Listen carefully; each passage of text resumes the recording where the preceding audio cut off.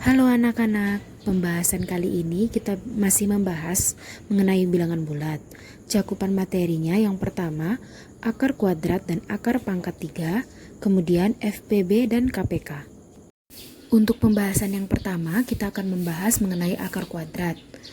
Akar kuadrat ini mempunyai hubungan dengan pangkat 2 suatu bilangan, di mana pangkat 2 suatu bilangan adalah perkalian suatu bilangan dengan dirinya sendiri, yaitu sebanyak 2 kali. Untuk contohnya, 5 kuadrat atau 5 pangkat 2 sama dengan 5 kali 5 sama dengan 25, di mana ketika kita mencari akar kuadrat dari 25, itu sama saja dengan 5. Jadi dapat disimpulkan, akar kuadrat adalah kebalikan atau inverse dari operasi pangkat 2. Selanjutnya kita akan masuk pada akar pangkat 3.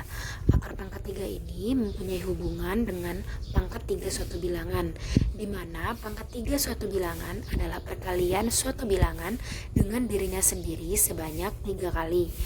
Contohnya, 5 pangkat 3 sama dengan 5 kali 5 kali 5 sama dengan 125, di mana ketika kita mencari akar pangkat 3 dari 125, hasilnya adalah 5. Jadi dapat disimpulkan akar pangkat 3 adalah kebalikan atau inverse dari operasi pangkat 3. Jadi ketika kita ingin mencari akar pangkat 3 dari suatu bilangan, kita harus mencari suatu bilangan di mana ketika bilangan itu dipangkatkan 3 akan menghasilkan bilangan tersebut.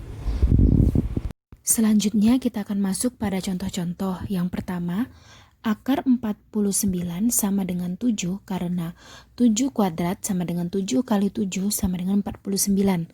Kemudian yang kedua, akar kuadrat dari 6241 sama dengan 79 karena 79 kuadrat sama dengan 79 kali 79 sama dengan 6241. Kemudian untuk contoh yang ketiga, akar pangkat 3 dari 343 sama dengan 7 karena 7 pangkat 3 sama dengan 7 kali 7 kali 7 sama dengan 343. Kemudian untuk contoh yang keempat, akar kuadrat dari 36 ditambah akar pangkat 3 dari 8 sama dengan 6 ditambah 2 sama dengan 8. Kemudian untuk nomor 5, akar kuadrat dari 8 dikali akar kuadrat 3 sama dengan akar kuadrat 4 dikali akar kuadrat 2 dikali akar kuadrat 3 sama dengan 2 dikali akar kuadrat 2 dikali akar kuadrat 3 sama dengan 2 akar 6. Selanjutnya kita akan membahas mengenai KPK dan FPB. Selanjutnya kita akan membahas mengenai KPK, yaitu kelipatan persekutuan terkecil. KPK dapat ditentukan dengan faktorisasi prima. KPK ditentukan dengan mengalikan semua faktor prima. Tetapi jika ada faktor prima yang sama, maka pilihlah yang mempunyai pangkat terbesar. Contohnya, tentukan KPK dari 12 dan 42. Untuk menjawabnya, 12 faktorisasi primanya yaitu 2 kuadrat dikali 3. Kemudian 42 yaitu 2 kali 3 kali 7. KPK dari 12 dan 42 yaitu 2 kuadrat dikali 3 dikali 7 sama dengan 84. Jadi KPK dari 12 dan 42 adalah 84. Selanjutnya kita akan membahas mengenai FPB, yaitu faktor persekutuan terbesar. FPB dapat ditentukan dengan faktorisasi prima. FPB ditentukan dengan mengalihkan faktor prima yang sama dan mempunyai pangkat terkecil. Contohnya, tentukan FPB dari 24 dan 36. Jawabannya 24, faktorisasi primanya yaitu 2 pangkat 3 dikali 3, 36. Faktorisasi primanya 2 pangkat 2 dikali 3 pangkat 2, jadi FPB-nya 2 pangkat 2 dikali 3 sama dengan 12, di mana FPB dari 24 dan 36 adalah 12. Kemudian kita masuk pada contoh dalam kehidupan sehari-hari, yaitu Pak Ahmad memiliki 50 buah jeruk, 30 buah apel, dan 40 buah mangga.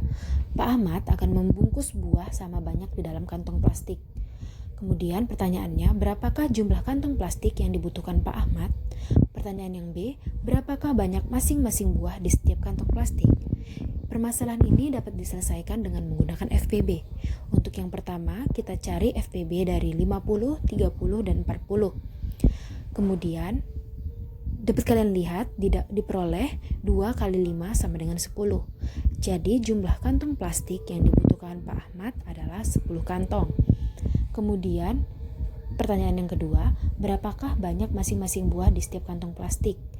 Kemudian, untuk mencari banyak buah jeruk di setiap kantong plastik, kita bagikan 50 buah jeruk dibagi 10 sama dengan 5. Banyak buah apel yaitu 30 dibagi 10 sama dengan 3.